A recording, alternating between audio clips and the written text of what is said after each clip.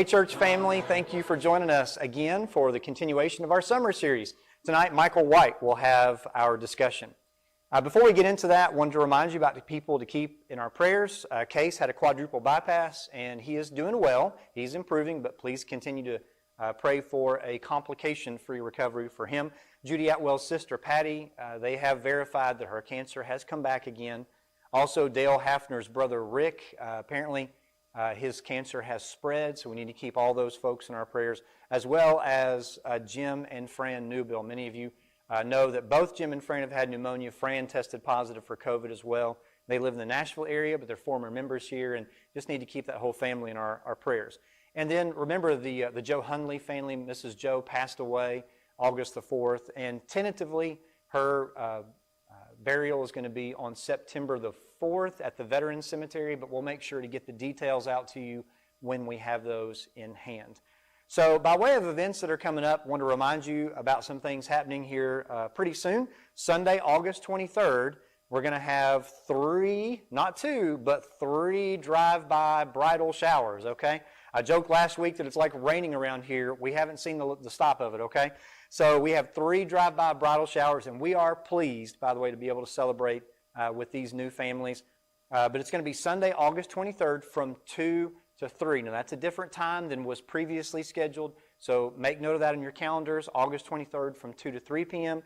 And that's going to be drive-by bridal showers for Maddie Newby Hayes, Miranda Northcutt Klingerman, and Holland Bowling Liddell. So there are details about where each of these ladies, each of these families are registered, so make sure you check the handout, and that should have come to you by email, so you can see where they've been, where they have signed up to receive gifts from. And then, again, on August the 29th, we have a baby shower honoring Rachel Oakley.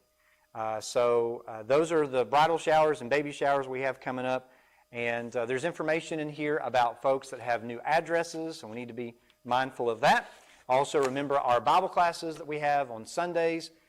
For those that are in our youth group, you guys are meeting here on Sundays at 5 and Wednesdays at 6:30, and then also having Zoom sessions for those of you that choose not to be here in person. That's perfectly fine.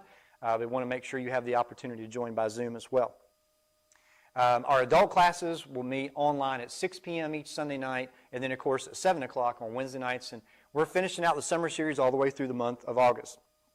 So our Kids for Christ program, Evelyn and Mike have started that program back up again, and CUC is meeting in room 221 on Sundays from 5 to 6 p.m. So again, they're meeting in person, taking all the precautions necessary, but they're meeting in person in room 221 here at the church building for CUC on Sundays from 5 to 6. One of the big projects they have is something that we love to participate in, and that is the smile boxes for the children in Nicaragua. So if you are inclined to help with that, there is a list, again, in the handout of items that are needed in order to complete one of those boxes. Probably the best thing to do is just buy everything to basically complete a box. That's one of the best. That's what we found that works best, is just go buy all that stuff to be able to make one box. So buy everything that's on the list, and you know that one box is going to be made. Along with that is Bible Bowl. That is going to be September the 12th. Study packets are available from Mike or Evelyn if you'll see them. And we're probably going to do that here in person, but it's going to be done virtually.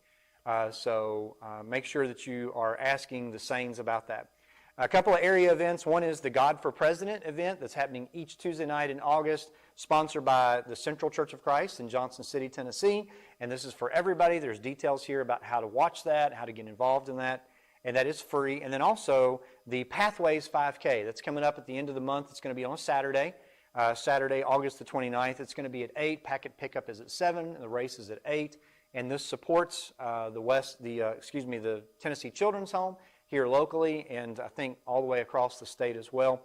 But that is there's information in here about how to sign up for that to make sure that you are signed up. And I think that you may be able to show up and sign up that day, but I'm not sure about that. And there is a virtual option to that race. So if you're still kind of nervous about being in big crowds, they are going to observe physical distancing. But if you're nervous about that, you can participate in that virtually. Card ministry volunteers are needed. If you're interested in doing that, make sure you contact the office. And then by way of the rest of the information that we have in here, just make sure that you check this because there'll be updates every time that we send it out. There's usually something new that's in there. Okay, so last thing, gentlemen, men, this is for you. We are going to restart our Friday men's devotional breakfast, but we're going to be doing it virtually, and it's going to be through Zoom. So I'm going to send out a congregation-wide email probably tomorrow sometime. It will have the information in there, and that's the way that we're going to do that. The idea is we'll start it Friday at 7:15 in the morning. Hector has had great success doing a similar thing as a prayer meeting with many of our Hispanic brethren. And guys really enjoy that. They just spend time. So we're going to spend some time discussing. Using Zoom will allow us to be able to do that, to see each other. And so the idea is if you're going to do it from the office before the day starts, run by and pick you up something at a fast food place for breakfast or bring it with you from home, whatever. Sit down, watch it on your phone or watch it on your computer at work. And we'll spend from 7:15 to 7:45, something like that, studying together and having discussion and praying together. And then you'll be ready for the rest of the day, okay? So we're going to do that through Zoom beginning this Friday. I'll send out a link to you on Thursday via email. I might put it on our private Facebook page, but maybe this kind of depends. So I'll probably send it out through the Remind app as well for those of you who will want to just click on that link. And again, you don't have to have a Zoom account. It'll just ask you several questions, before you get into the chat room there. But anyway, so that's how we're going to do that. And looking forward to it. Tonight, Michael White has our lesson, and he is going to be leading us through some thoughts on the first Psalm, Psalm 1. And it's a great psalm. It's a great way for the book of Psalms to begin, and he does a fantastic job, as he always does, leading our thoughts as we study Psalm 1 tonight. Michael and Cynthia, great, wonderful part of our church family, along with their family. And just so excited to be able to listen to Michael tonight as he leads us in the study of Psalm 1. Let's do that now. Good evening. Glad you're able to join me this evening. I hope you've been listening to all the lessons. I've been enjoying them all. If you haven't, one of the nice things about this is you'll be able to go back and listen to them or look at them if you haven't seen them. I would encourage you to do so if you've not been able to watch any of the lessons, but they've all been very good. And I'm glad I have the opportunity to talk with you this evening about one of my favorite passages, Psalms 1. Before I get actually started in the discussion of Psalms 1, I'd like to read to you Psalms 1. It's a short Psalms, but it's a very good Psalms, important Psalms. Blessed is the man who walks not in the counsel of the wicked, nor stands in the way of sinners, nor sits in the seat of scoffers. But his delight is in the law of the Lord, and on his law he meditates day and night. He is like a tree planted by streams of water, that yields its fruit in its seasons, and its leaf does not wither.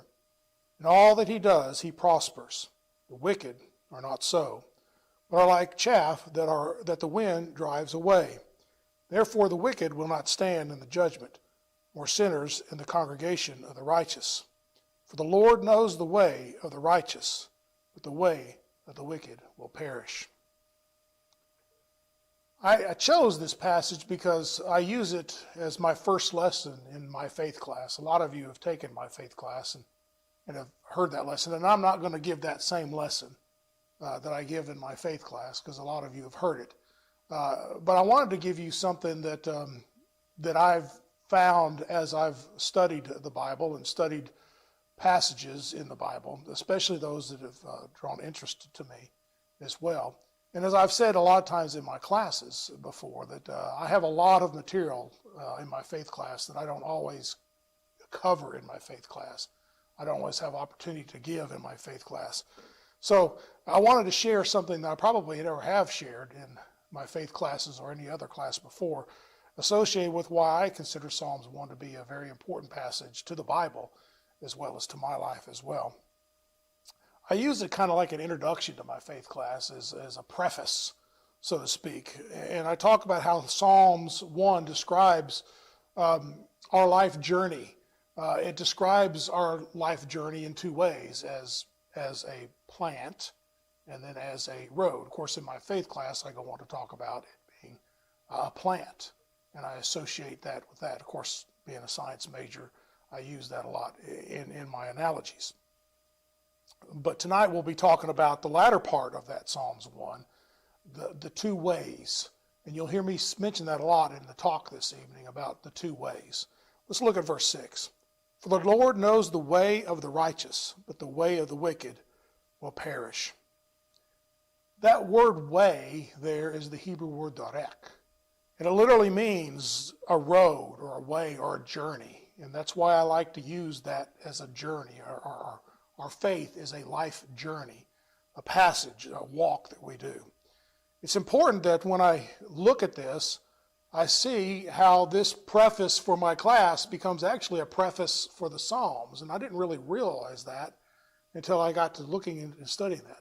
What is a preface exactly? A preface is something that an author will write to his book, start off the book, to kind of frame what he wants the readers to put their thoughts in, a way to put their mind in the right place before they start reading it. For instance, let's give you an example. Mark Twain wrote a preface to Tom Sawyer. I thought this was interesting, so I'd like to read that to you now. Most of the adventures recorded in this book really occurred. One or two were experiences of my own. The rest, those of boys who were schoolmates of mine. Huck Finn is drawn from life. Tom Sawyer also, but not from an individual. He is a combination of the characters of three boys whom I knew, and therefore belongs to the composite order of architecture. Although my book is intended mainly for the entertainment of boys and girls, I hope it will not be shunned by men and women on that account. For part of my plan has been to try to pleasantly remind adults of what they once were themselves and of how they felt and thought and talked and what queer enterprises they sometimes engaged in. Mark Twain was hoping to get an adult audience when he wrote that preface. He wanted to get the adults encouraged to read the book to help remind them of themselves when they were young. And actually, I think he did a pretty good job. But most of you know that I read the Bible through at least 3 or 4 times a year. I read a Bible in 90 days plan that gets me through that Bible in 3 to 4 times a year. But one of the things I also do when I'm reading my Bible, so I don't get interrupted in my reading, when I read, I like to just read straight through. I have a notepad and a pencil, or sometimes I'll use the notepad on my phone to write down things that strike me as I'm reading through the Bible as something I want to take a look at in more depth. Well, Psalms 1 was one of those passages. I always try to read through to the end of chapters or to the end of a book when I'm reading daily. And when I get to that area in the Bible where I'm finishing Job and I'm starting Psalms, I always like to finish Job on one day and then start Psalms on the next day. And so a few years back, I was reading through and I finished Job the day before, and I began my next day's reading with Psalms 1. And as I was reading Psalm 1, I thought in my mind, why does Psalms start with Psalm 1? It's not because of chronology. Most scholars believe that Psalms 90 was written by Moses. So if it was put together chronologically by the first psalm ever written to the last psalm, then the Psalm of Moses, 90, would be number 1. So I thought, I'm going to jot this down and I'm going to do a study. And it's very interesting what I found about why Psalms 1 starts the book of Psalms. And I thought that was interesting for us today in helping us in understanding those types of things. If you know, our Bible, the Old Testament, has 39 books. We get this from what comes from what's called the Masoretic text. That's an authoritative Hebrew and Aramaic book of 24 books called the Tanakh, and it's used by the Rabbinic Judaisms. The Masoretic text gets its name from a group of people called the Masoretes, who copied and edited and distributed this group of 24 books, the Tanakh, for Rabbinic Jews back in the 7th and 10th centuries. But if you read Louis Ginsburg's Legends of the Jews, you find out that they weren't the ones that actually put that canon together. They just copied it and edited it and distributed it to the Rabbinic Jews of the day during that time. The 24-book canon of the Hebrew Bible, which is where we get our Old Testament today, Bexley believes to be fixed by Ezra and the scribes during the Second Temple period, which was a very long time ago.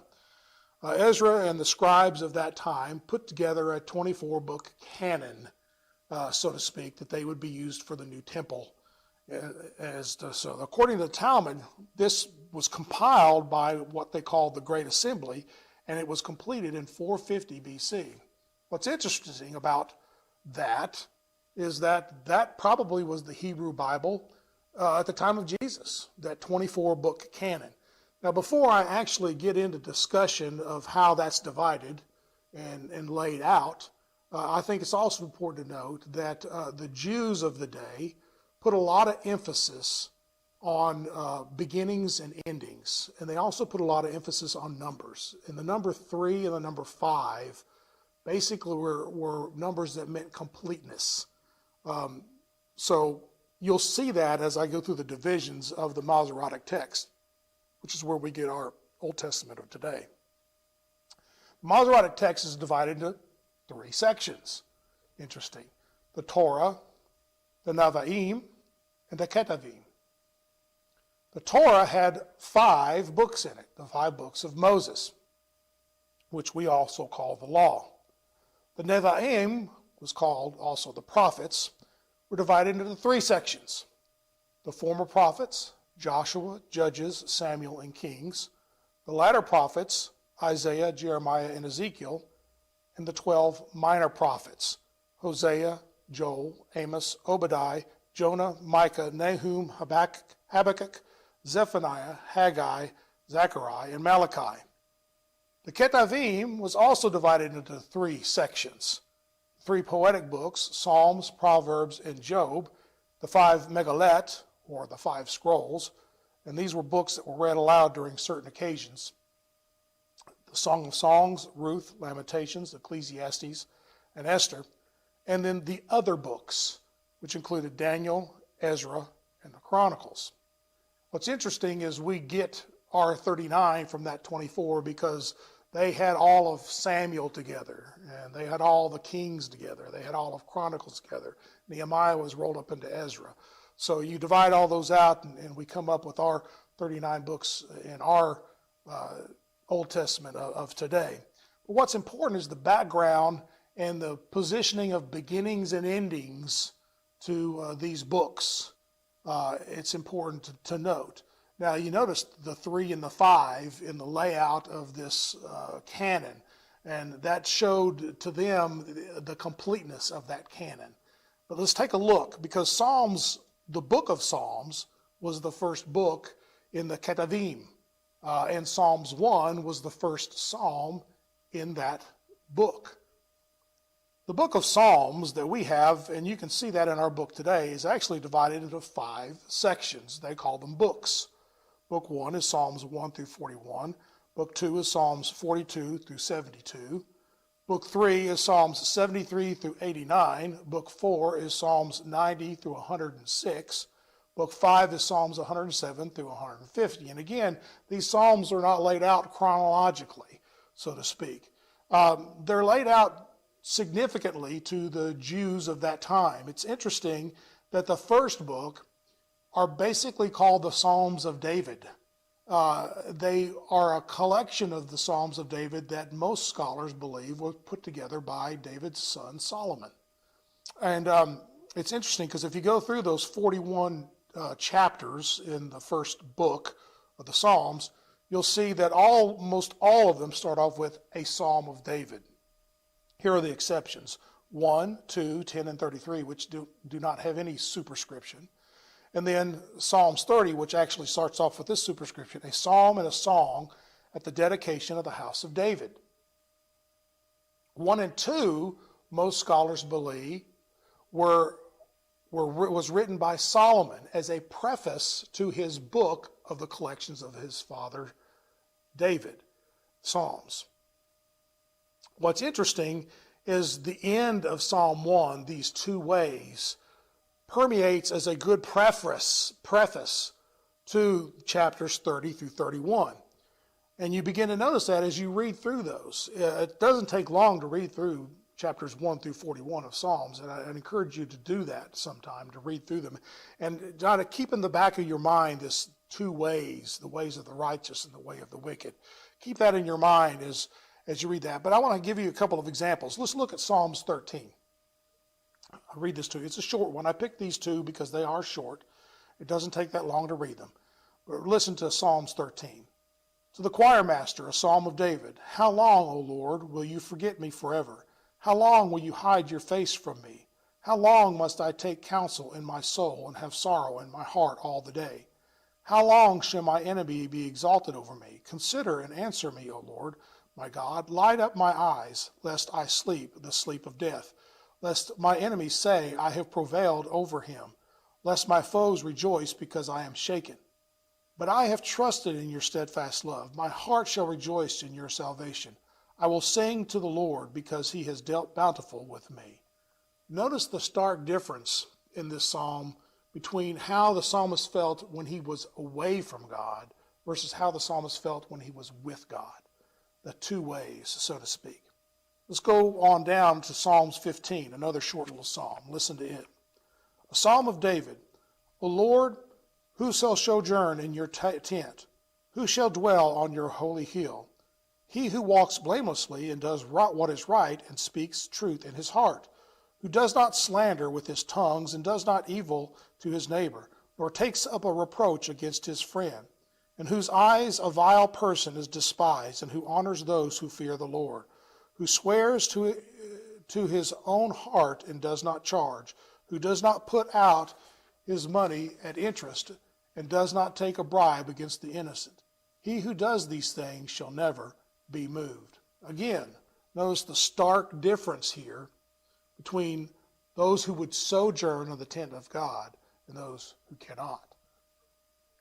By comparison, this preface of Psalms 1 also has itself, a lot of commentators believe that it shows itself in the beginnings and endings of the other parts of the Masoretic text. For instance, let's take a look at the law. The book of Genesis begins the Torah, or the law, and it starts with the story of man and God. And chapter 3 basically tells us the two ways. It shows us these two ways in that story of man and God. It starts off with man being in the garden with God, but then man sins.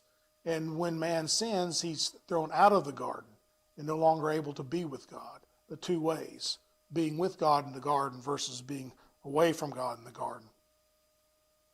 But at the same time, if you take a look at the end or near the end of the Torah in Deuteronomy, for chapters 27 and 28, you see one of the last acts of Moses being the reading of the blessings and the curses on the mountain with the people. Notice the two ways, the blessings way if you stayed with God and the curses way if you went away from God. Also by comparison, if you take a look at the book of Joshua, some commentators notice that Joshua chapter 1 verses 8 through 9 is a lot like Psalms 1. And Joshua began, it was the first book in the Nevi'im, or the prophets. Let's look at Joshua 1 verses 8 and 9. This book of the law shall not depart from your mouth, but you shall meditate on it day and night, so that you may be careful to do according to all that is written in it. For then you will make your way prosperous, and then you will have good success.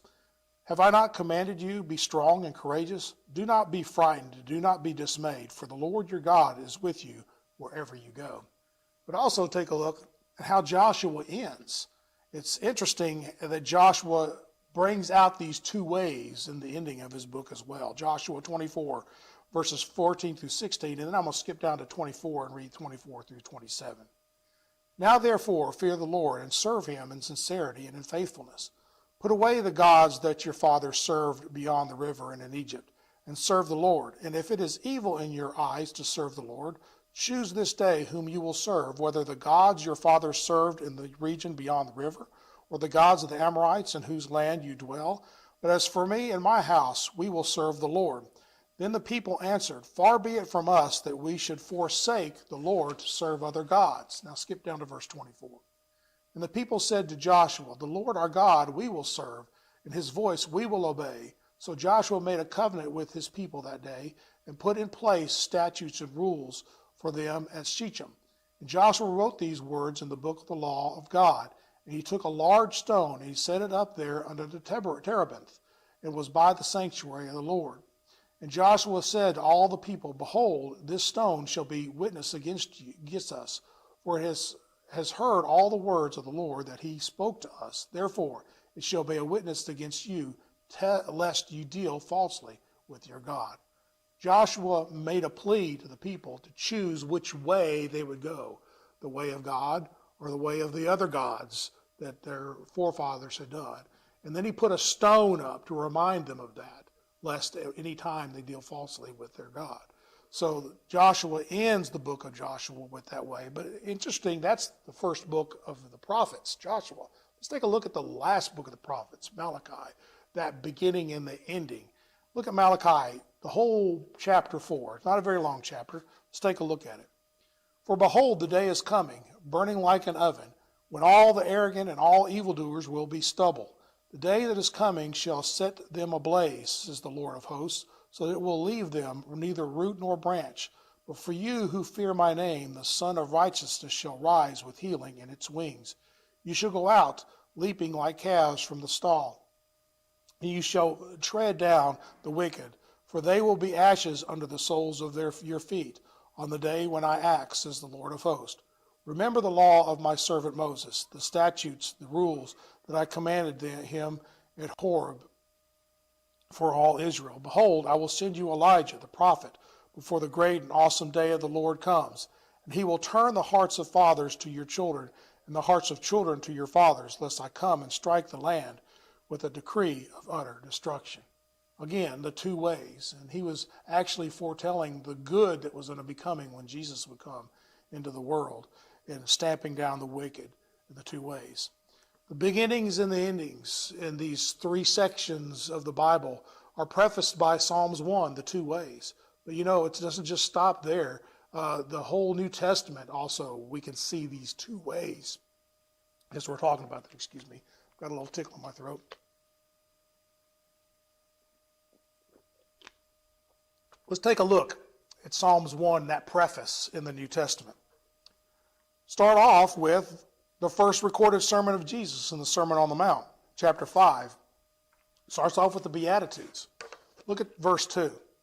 And he opened his mouth and taught them, saying, Blessed are the poor in spirit, for theirs is the kingdom of heaven. Jesus is basically telling us there's a way to the kingdom of heaven, a way to God, and we can choose that way. He starts off there with just the very first of the Beatitudes. But then he goes on to talk about the presence of being in the presence of God by salt and bitterness, and light versus darkness, the old sayings of the law versus his sayings. And then he ends the Sermon on the Mount in chapter 7, verses 12 to 14 with this. So whatever you wish that others would do to you, do also to them, for this is the law and the prophets. Enter by the narrow gate, for the gate is wide and the way is easy that leads to destruction, and those who enter by it are many. For the gate is narrow and the way is hard that leads to life, and those who find it are few. And it's interesting, he goes right on down from there to end that chapter, or end the Sermon on the Mount, with the story that we sing VBS songs with all the time. The foolish man versus the wise man. Verses 24 and following.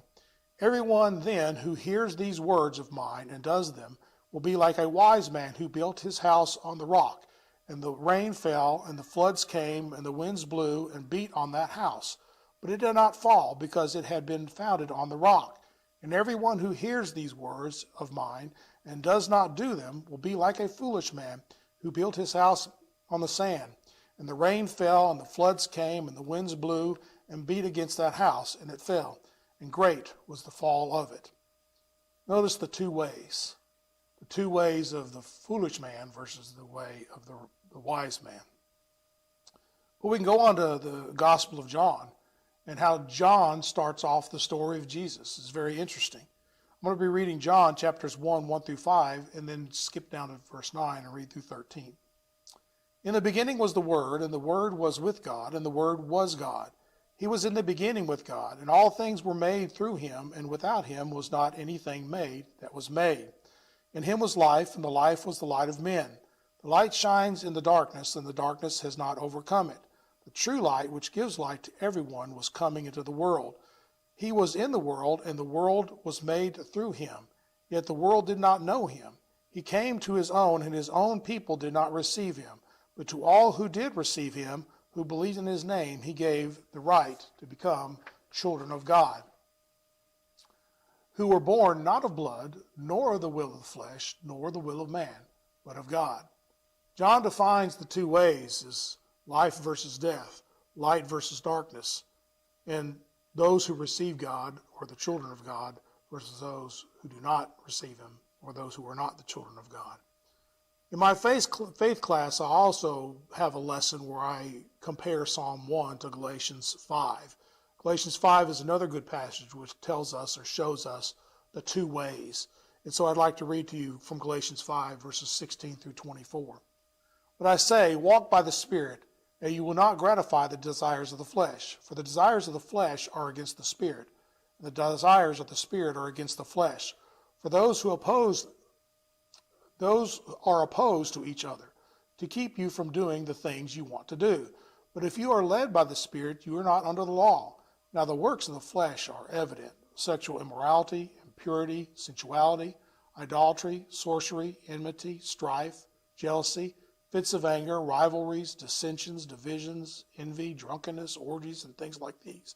I warn you, as I warned you before, that those who do such things will not inherit the kingdom of God. But the fruit of the Spirit is love, joy, peace, patience, kindness, goodness, faithfulness, gentleness, self-control. Against such things there is no law. And those who belong to Christ Jesus have crucified the flesh with its passions and desires. The two ways, walking according to the flesh or walking according to the Spirit. But then the New Testament ends in Revelations. In Revelations chapter 22, verses 18 through 19, listen to the two ways. I warn you, everyone who hears the words of the prophecy of this book.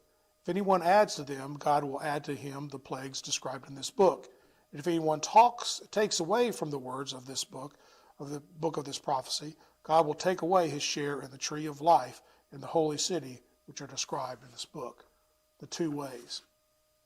It's very interesting, especially reading through and finding about how Psalms fits into the canon of the 24 books of the Masoretic texts, how it fits into the idea of the beginning and the end, the two ways, and how that permeates. It's basically a thread or a theme throughout the whole Bible, including the New Testament.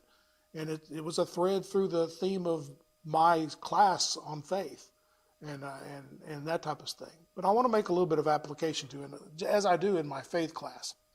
In my faith class, I talk about the importance of the Greek word suniomi. It's hard for me to pronounce that sometimes, as it is a lot of Greek words, which is translated the word understand in Matthew chapter 13 in the parable of the sower. It's found 5 or 6 times in that story. It's a very important aspect. The actual meaning of that Greek word literally means to put, as it were, the perception with the thing perceived. Basically, as I describe in my class, that we have a perception of life, and then there's the truth, the Word of God. And we take that perception, and when we are confronted with the Word of God, we try to bring our perception closer to that truth. I compare it to what happens in Romans chapter 12, verse 2. Do not be conformed to this world, but be transformed by the renewal of your mind, that by testing you may discern what is the will of God, what is good and acceptable and perfect. That bringing our perception to the truth is that transformation of our mind to be more like God. The two ways that I'm talking about. A few weeks back, and I sent Jeremy a text on this, a few weeks back Jeremy preached on one faith, and I thought he did an excellent job. But I want to read to you a couple of quotes from his sermon. He opened his sermon by telling us that the world will try to tell us that we can believe what we want to believe. And then he says, if we want to believe that 2 + 2 is equal to 3, you can believe it. You would be wrong. But just because you want to believe it doesn't mean it is true. But then he goes on to end his sermon with this little quote, align your belief system with the Word of God. That's basically what the Bible is trying to do for us in showing us the two ways. There's the way of God, and there's a way that's not God's. And we have to make a decision in our life. When we're confronted with the truth, we want to move our perceptions closer to Him. We want to make our life be more like God's, make our mind more like God's mind. It's the two ways, and it's your decision whether you want to make that. Let's have a word of prayer. Our God and Father in heaven, we're so grateful that you love us and you care for us. Help us, dear Lord, to recognize your truth, to spend our time in your truth, in your word, so that we can learn your way, and we can follow your way, and we make a decision in our life to follow down your path, so that we can be in that narrow road, the road that leads to the kingdom of heaven. Guide and direct our thoughts, dear Lord, tonight, and be with us always. Who has commanded